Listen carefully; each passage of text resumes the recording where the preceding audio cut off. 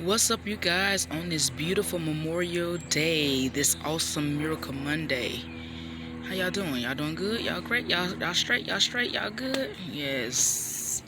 God is good. You know that? Yes, He is. He's very, very, very good. Listen, I just want to say something right fast, and then I'm just gonna leave y'all alone. Okay? I'm gonna go about enjoying the rest of my evening. Okay? But I just want to start off with this. When I was younger, I thank God so much I had my grandmother, even though my grandmother's no longer here, okay?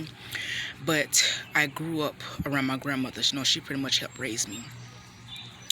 And I am so thankful to God that my grandma was the type of woman where she would get all up in your business. She would get up in your face.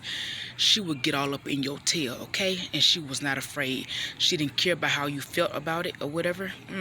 She got on you. When she needed to get on to you, she would get on to you. And she will always say, baby, I don't care how much you cry. I don't care how mad you are or whatever, but I'm doing this to save you. I'm trying to help you and I'm trying to save you, honey. You may not understand it now, but you will understand by and by, okay? She got on my tail when it come, especially when it came to how I presented myself. Because she said, you're not just representing you, you're representing your family and you're representing God foremost. You're representing Him more than anything or anyone. You're representing God. So always make sure that you carry yourself in a presentable way. How you dress, you know what I'm saying, how you behave, you know what I'm saying, your character, your choices, the things you choose to do, all that, you know what I'm saying, how you treat people, how you treat yourself. Make sure that, you know what I'm saying, all of that is presented well. You know, and you know, we all go through a stage in our life where we want to do what we want to do. We make our own choices or whatever. You know, we dress the way we want to dress. You know, we go through our little stages or whatever. You know, we may hang out with the wrong people, may make some not so smart choices in our life or whatever. A lot of people go through those stages. But when you have that foundation and you have that seed planted in you, which my grandmother set for me, that foundation she set for me, and the seed that she planted in me, when I got to a mature age, I knew to put away childish things. Okay?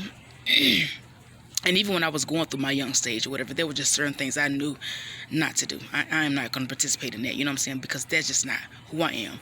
That's not in me. That's not how I was raised. That's just not what I'm going to do. But I had my, you know, my moments or whatever where, you know, we just go through those stages where we want to do certain things that are so stupid. As I look back now, I'm like, that was so stupid. But thank God for grace. Thank Him for His mercy. And I thank Him for His forgiveness, okay? And I thank Him for redirecting me, okay? But when I tell you, today, in this generation, you can't tell these people, this generation, nothing.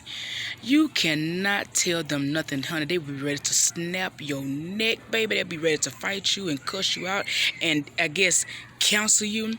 I was listening to Monique, and she was just talking about, you know, talking to the young ladies of this generation, just saying how when you go out, how to present yourself, not walking around with a head bunning on and, you know, saying pajamas on and things like that. Well, honey, I tell you, they wanted to cut her throat for this. You know, they wanted to cut her throat. And when I first saw her post that video, I already knew, girl, why even waste your time with this? Because they're not going to listen to you. They're not going to do nothing, honey, but want to cut your throat, honey. They want to rip your heart out and counsel you. Which you can't counsel nobody, okay? People need to stop somebody they can counsel. You can't counsel nothing. Whoever God has whoever God has called forth, you can't touch that person. That's number one. That's what y'all need to know. Y'all can't counsel nobody that God has called to the forefront. That's number one, okay? So let's get that straight. So sit down with all that. But don't reject correction. The Bible teaches us not to reject correction, because I'm telling you, you're going to pay a price for it in the end. Trust me, it's my testimony. My grandmother and my father used to stay on me, and they still, my grandmother's no longer here, but my dad still give me wise counsel. And now in my mature stage, I thank him so much. When I be ready to hear his counsel. Matter of fact, I call him, Dad, what you think? Give me advice. I stay in my word, especially in the book of Proverbs, trying to get godly wisdom so I can know how to make good choices, because I do not want to make any more bad choices, because I know the consequences just don't feel good. It don't look good. It's embarrassing. It's just a bad experience. I don't want to ever go through that again.